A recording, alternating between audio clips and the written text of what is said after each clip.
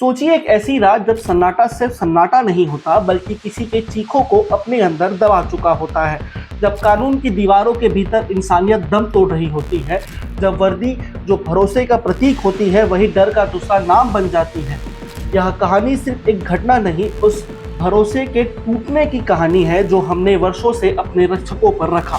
यह कहानी है उस दर्द की जो एक पिता और बेटे ने सहा। यह कहानी है उस सिस्टम की जो सच को दबाने की कोशिश करता रहा, और यह कहानी है उस साहस की जिसने डर के बावजूद सच को सामने लाकर खड़ा कर दिया। नमस्कार, मैं सिद्धार्थ शुक्ला, आप देख रहे हैं व्योम भारत।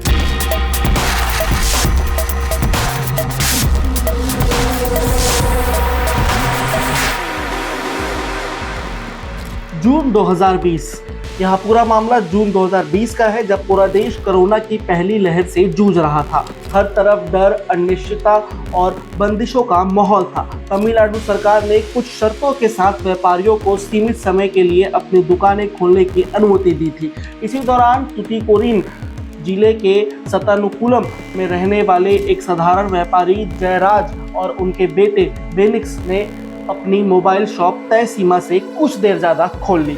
एक छोटी सी गलती जो शायद चेतावनी देकर भी सुधारी जा सकती थी, लेकिन उस रात जो हुआ उसने इस छोटी सी गलती को एक भयानक घटना में बदल दिया। 19 जून की रात स्थानीय पुलिस स्टेशन की गाड़ी दुकान के बाहर आकर रुकती है।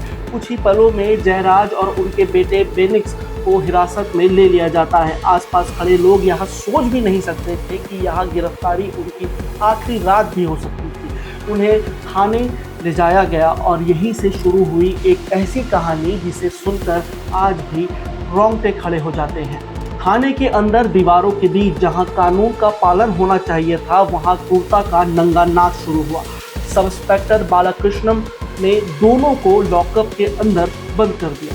समय धीरे धीरे बीत रहा था, लेकिन उस रात का हर एक मिनट उनके लिए एक युग के बराबर था। रात करीब 8:50 एक महिला कांस्टेबल रेवती अपने ड्यूटी के लिए स्टेशन पहुंचती है।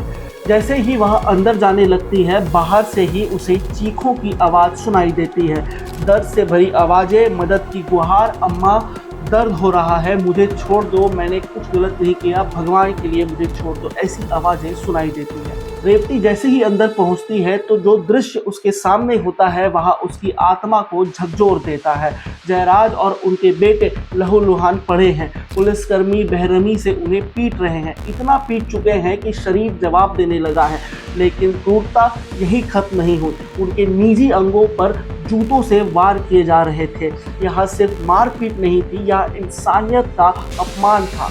जब पुलिसकर्मी थक जाते थे तो रुकते थे, बैठते थे, फिर शराब पीते थे और फिर उसी क्रूरता के साथ वापस लौट आते थे, जैसे किसी ने उनके अंदर की संवेदनाएं छीन ली हो, जैसे इंसान नहीं बल्कि दरिंदे बन चुके हों। रेवती यह सब कुछ देख नहीं पाती, लेकिन फिर भी वह इंसानियत दिखाने की कोशिश करती है। वह जयराज को कॉफ़ी देने जाती है, शायद थोड़ी इससे राहत मिल पाती उसे, लेकिन बाकी पुलिसकर्मी वहां कॉफ़ी छीनकर फेंक देते हैं, जैसे दया भी उनके लिए अपराध हो। इसके बाद दोनों को निर्वस्त्र कर दिया जाता है, उनके हाथ रस्सी से बांध दिए जाते हैं और फिर एक बार फिर बड़ी ही क्रूरता से पिटाई शुरू करती है। इतनी क्रूरता कि देखना भी मुश्किल था।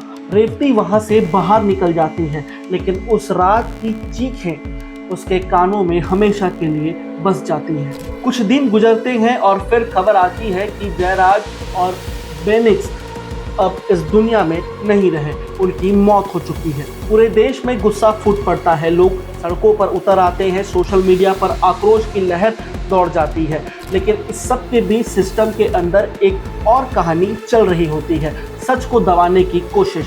9 पुलिसकर्मी आरोपी थे, लेकिन शुरुआत में मामले को हल्का दिखाने की कोशिश की गई, जैसे यह सिर्फ एक सामान्य घटना हो, लेकिन पोस्टमार्टम रिपोर्ट में सच्चाई को उजागर कर दिया गया। शरीर पर गंभीर चोटों के निशान थे, अत्याचार साफ झलक रहे थे, उनके निजी अंगों में बहुत ही क्रूरता से मारा गया था। तभी इस कहानी में एक मोड़ आता है। न्यायिक मजिस्ट्रेट MS भारतीदासन जांच के लिए पहुंचते हैं और यही सामने आती है रेवती, वही कांस्टेबल जिसने उस रात सब कुछ देखा था।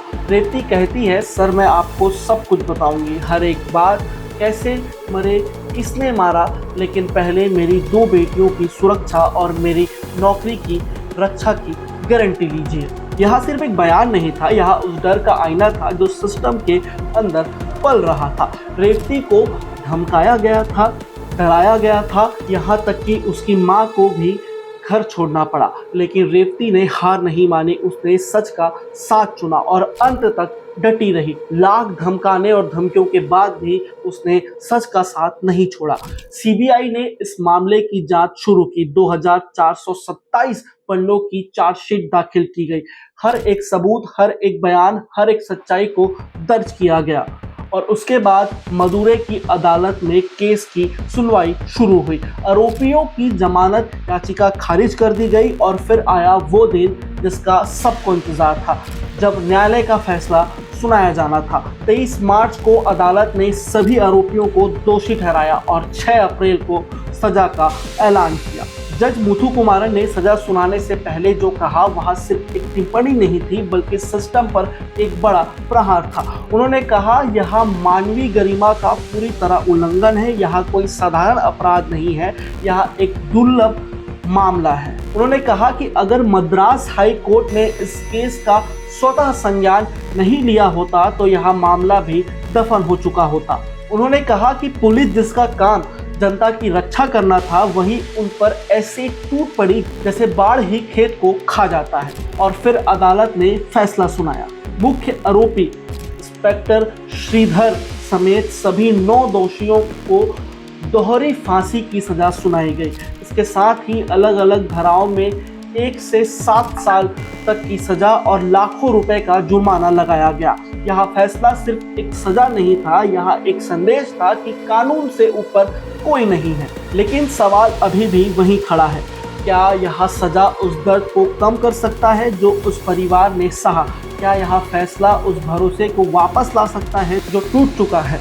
जज ने भी कहा था कि बेनिक्स की मां के दुख को कोई कम नहीं कर सकता। एक पूरा परिवार उजड़ गया है। यह कहानी सिर्फ जयराज और बेनिक्स की नहीं है, यह हर उस इंसान की कहानी है जो सिस्टम पर भरोसा करता है और कभी न कभी सिस्टम के कारण मार भी खाता है।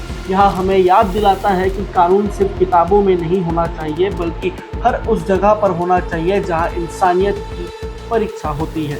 और सबसे बड़ी बात और सबसे अहम बात, यह कहानी हमें यह भी सिखाती है कि एक आवाज़, एक सच कितना बड़ा बदलाव ला सकता है। अगर रेवती डर जाती, अगर रेवती पीछे हट जाती या फिर रेवती चुप रहती, तो शायद यह सच कभी सामने ही नहीं आता। इसलिए यह कहानी शायद दर्द की है, लेकिन यह कहानी उस हिम्मत की भी है जो रेवती ने दिखाई, और यही हिम्मत एक दिन इस सिस्टम को बदलने की ताकत भी बनेगी। मैं अब इस खबर को यहीं विराम देता हूं, लेकिन उससे पहले हमने जिस पुलिस कांस्टेबल और इस पूरी घटना में जिन पुलिस वालों की बात की, हम सिर्फ उन्हीं पुलिस वालों की बात कर रहे थे। हमें हमारे भारत के पुलिस बल और पुलिस ऑफिसर्स पर पूरा भरोसा है।